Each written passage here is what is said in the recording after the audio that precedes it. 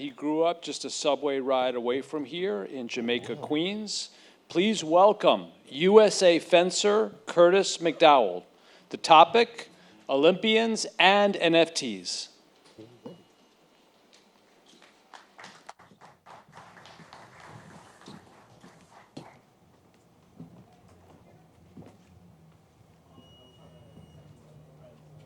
No worries, guys. Here's your mic. Off you go. Do it. Grab center stage. You're good.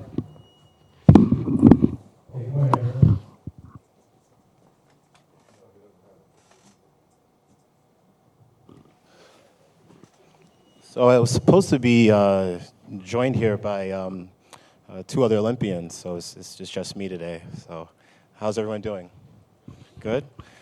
Awesome. So my name is Curtis Mcdowald. I'm a fencer for Team USA. I most recently competed at the Tokyo Olympic Games. And I got really interested in the NFT space during the pandemic. You know, during the pandemic, we had a lot of time to reassess our values, think about different things. And as you're training for the Olympics, and for us, you were training an additional year due to COVID, it just kind of opened up your eyes to what was going on around you. So around December of the pandemic, I got really into currencies, not so much NFTs, but currencies. And I was exploring what could fix some of the problems that athletes, particularly niche athletes, have when they're training and competing. So one of the biggest issues is money, right? Athletes need to make money. If they're not in a mainstream sport like basketball or football, if you're an Olympic athlete, most likely monetization is a real problem for you. So when I came across cryptocurrencies, one of the ideas I thought was, well, what if I had a currency in my name, and I might be able to use that to leverage the risk against a particular sponsor. Maybe instead of giving me cash, they'll buy up my currency.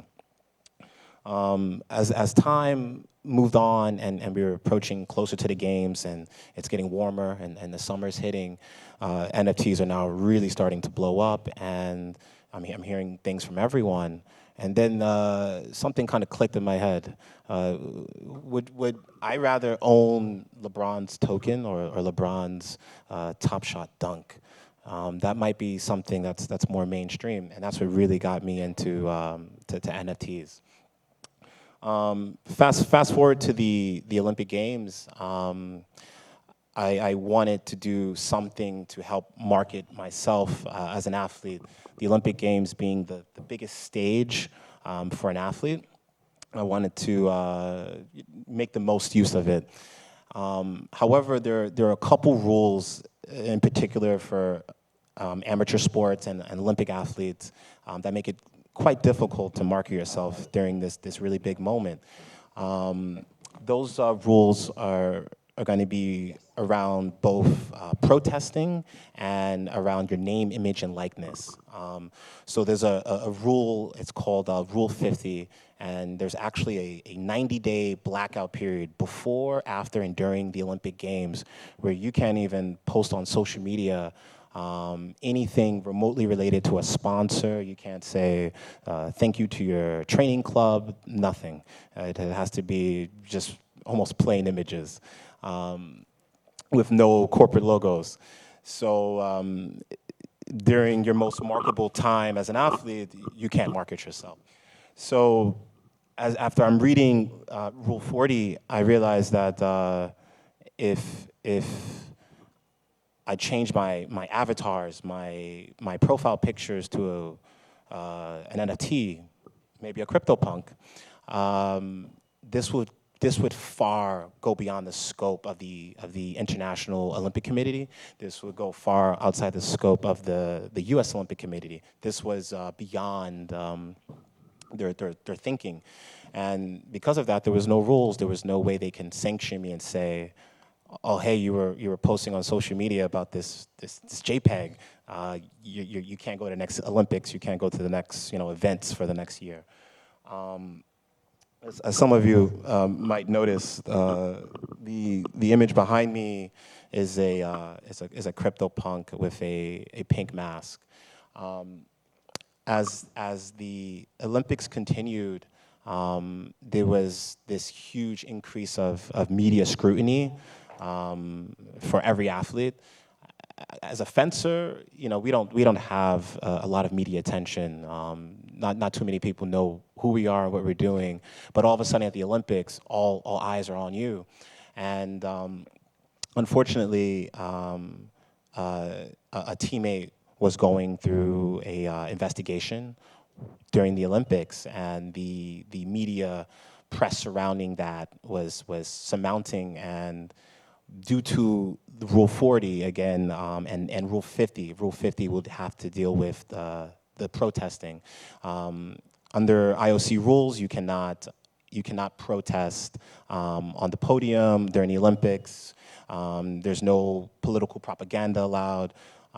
This could prevent you from being able to qualify for the next Olympics. So to combine both the current events of what was happening at the Olympics, I changed my avatar, which was a CryptoPunk, for the first few days of the Olympics to a CryptoPunk with a pink mask. Due to legal reasons, I can't get into.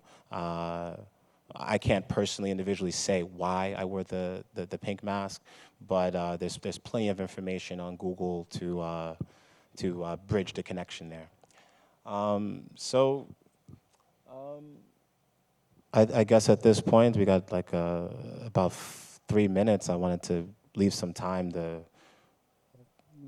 leave room for questions. Does anyone want to ask some questions? There's only a few of us in here.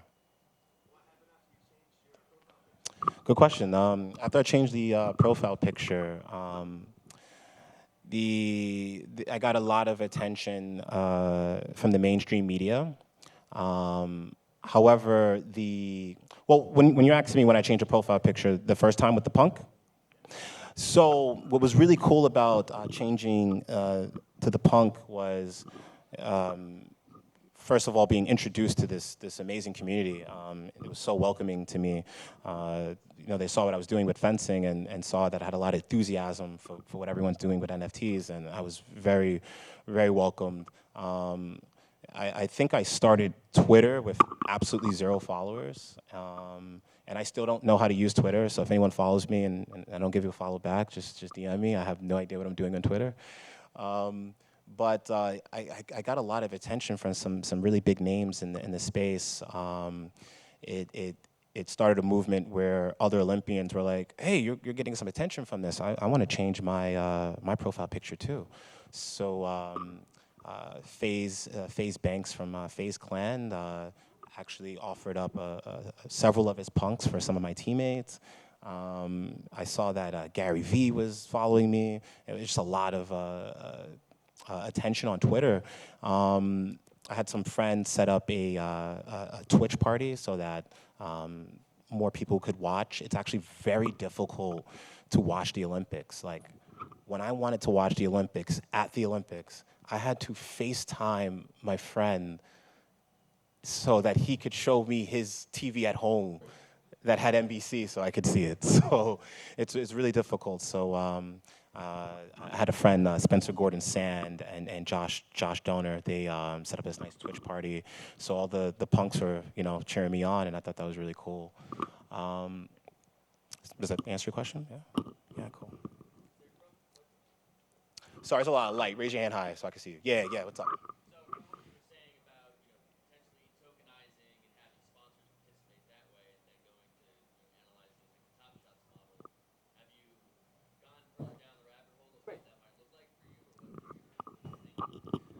I'm still experimenting. One of the most difficult parts is I'm still competing.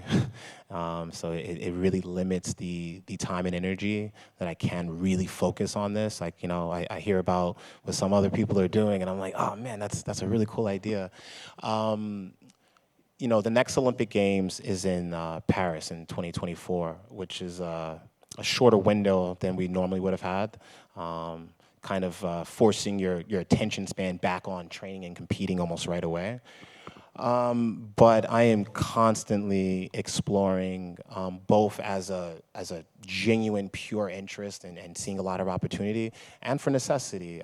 This is a unique problem that I have and that many athletes have, whether you're in fencing or you're in judo or even, you know, top 100 in track. The problems with things from monetization to governance of a sports institution, I see there's potential solutions with cryptocurrencies and NFTs as a whole. You know, one of the things I would love to do, using myself as an experiment, is to get more and more athletes involved in NFTs, so that they are able to benefit from these opportunities early on. That's all. Guys, thank you so much.